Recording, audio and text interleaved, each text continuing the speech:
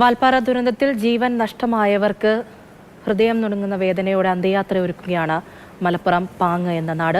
ഓരോരുത്തരുടെയും സംസ്കാരം വിവിധ ഇടങ്ങളിലായി പുരോഗമിക്കുകയാണ്. കാൺപൂരിലുള്ള മകൾ മടങ്ങിയെത്തിയ ശേഷമായിരിക്കും വൈകിട്ട് 4 മണിയോടെ പ്രധാന അധ്യാപികയായ അജിതയുടെ സംസ്കാരം നടക്കുക. നമ്മൾ അഞ്ജന സുകുമാറിലേക്ക് പോവുകയാണ്. പ്രധാന അധ്യാപികയായ അജിതയുടെ വീട്ടിൽ നിന്നാണ് അഞ്ജന ഉള്ളത്. അഞ്ജന, 2 പെൺകുട്ടികളാണ്.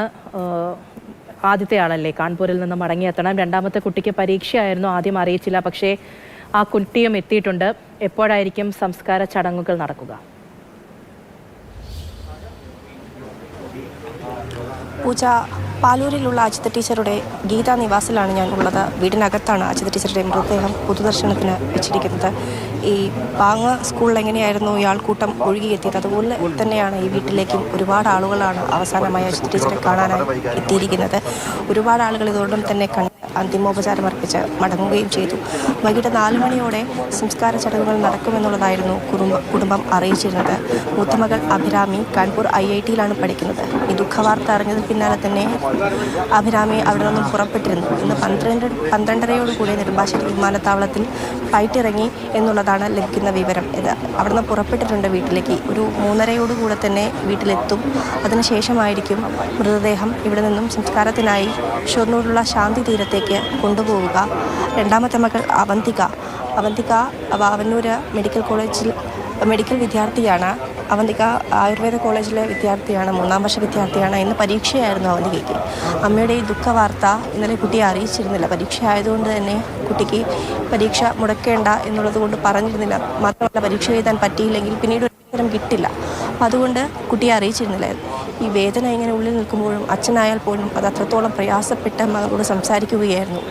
ഇത്തരം വേദന ഉള്ളിൽ അടക്കി പിടിച്ച് മകളെ സംസാരിക്കുകയും ആശ്വസിപ്പിക്കുകയും ഒക്കെ ചെയ്തിരുന്നു.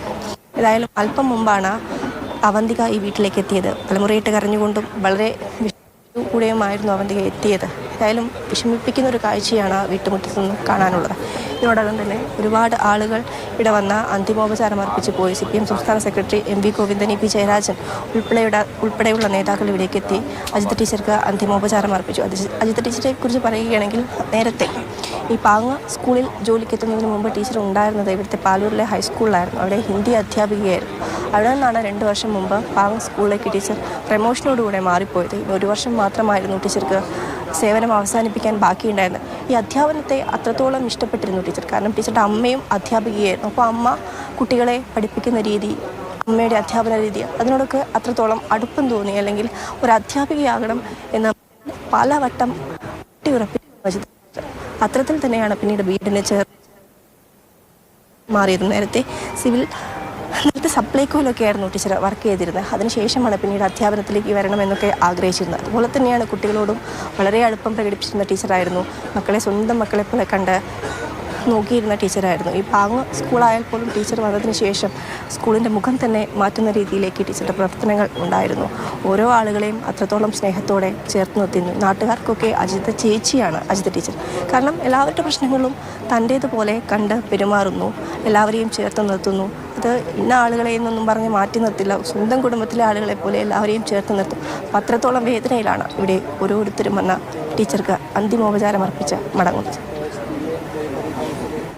2 വർഷം മുമ്പാണ് പാങ്ങ് GLPS സ്കൂളിൽ പ്രധാന അധ്യാപികയായിട്ട് അജിത ടീച്ചർ എത്തുന്നത്. അഞ്ജന ഇപ്പോൾ പറഞ്ഞതുപോലെ തന്നെ ആ സ്കൂളിന് വേണ്ടുന്ന എല്ലാ കാര്യങ്ങളും ചെയ്തു കൊടുക്കാൻ വേണ്ടിയിട്ട് മുന്നിലുണ്ടായിരുന്ന ഒരു പ്രധാന അധ്യാപിക കൂടിയായിരുന്നു. നാട്ടിൽ തന്നെ എത്തുമ്പോഴത്തേക്കും എല്ലാവർക്കും നല്ല വാക്കുകൾ മാത്രമാണ് പറയാനുള്ളത്. മുൻപ് പഠിപ്പിച്ചിരുന്ന കുട്ടികളാണെങ്കിലും ആ നാട്ടുകാരാണെങ്കിലും ഓരോരുത്തർക്കും ആദ്യമകൾ ഇനി അവിടേക്ക് നാട്ടിലേക്ക് എത്തേണ്ടതായിട്ടുണ്ട്. അതിനുശേഷമായിരിക്കും രണ്ടാമത്തെ കുട്ടിക്ക് പരീക്ഷയായിരുന്നു. അതുകൊണ്ട് കാര്യങ്ങളൊന്നും തന്നെ അറിയിച്ചിട്ടില്ലായിരുന്നു. ആ മകളും ഇപ്പോൾ എത്തിയിട്ടുണ്ട്. അങ്ങനെ വൈകുന്നേരത്തോടു കൂടിയായിരിക്കും ഷൊർണൂരിൽ സംസ്കാര ചടങ്ങുകൾ നടക്കുന്നത്. മറ്റിടങ്ങളിലെ കാര്യങ്ങൾ നോക്കുകയാണെങ്കിൽ ഓരോയിടത്തും ബാക്കി 8 പേർ അവരുടെയും സംസ്കാര ചടങ്ങുകളൊക്കെ തന്നെ നടക്കുകയാണ്.